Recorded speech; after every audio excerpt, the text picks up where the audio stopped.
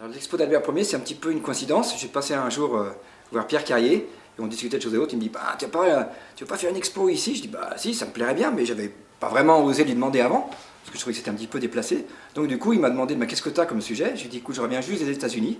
J'étais à Jackson Hole dans le Wyoming, et je me suis baladé avec un copain, Ronald, et on a fait des photos pour nous. Donc c'était pas du tout fait pour faire une expo, ce sont des photos de voyage que tu fais au bord de la route. C'est pour ça que j'ai appelé l'expo sur la route de Jackson. Parce que simplement tu roules, il y a des paysages magnifiques, plein d'animaux, tu t'arrêtes au bord de la route, tu prends ton appareil et tu fais la photo instantanément. Donc c'est pas préparé, c'est ce qu'on vole, ce qu'on shoot sur la route, tout simplement.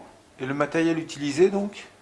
Alors le matériel, ce qui m'a plu de faire cette expo, qui n'était pas du tout prévu au départ, c'est que je fais ça avec un petit Lumix, un appareil que je dirais grand public, qui vaut moins de 300 €. Et il y a souvent une réflexion de la part des gens lorsqu'ils voient un professionnel, ils disent oui mais regardez, vous avez du beau matériel et tout, etc. Moi j'ai pas ça, en plus je sais pas faire de photos.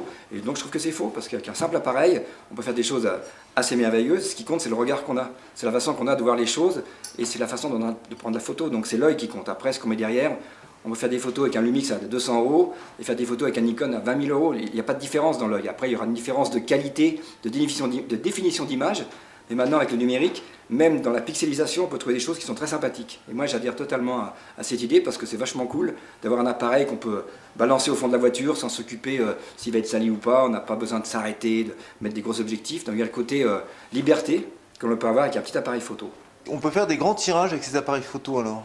Eh ben, on peut quand même faire des grands tirages. Lorsque j'étais voir le gars qui devait tirer les clichés, il voulait pas au début. Il m'a dit mais ça va pas, tu vas voir le grain et tout, enfin les pixels. J'ai dit mais non, pas du tout, regarde, t'as grandi, ça devient autre chose.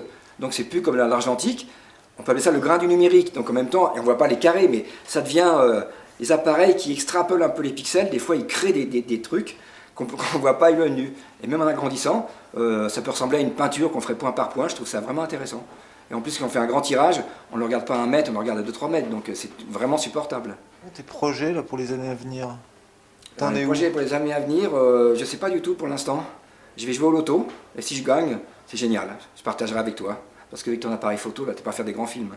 Calice d'Ossi Tabernacle.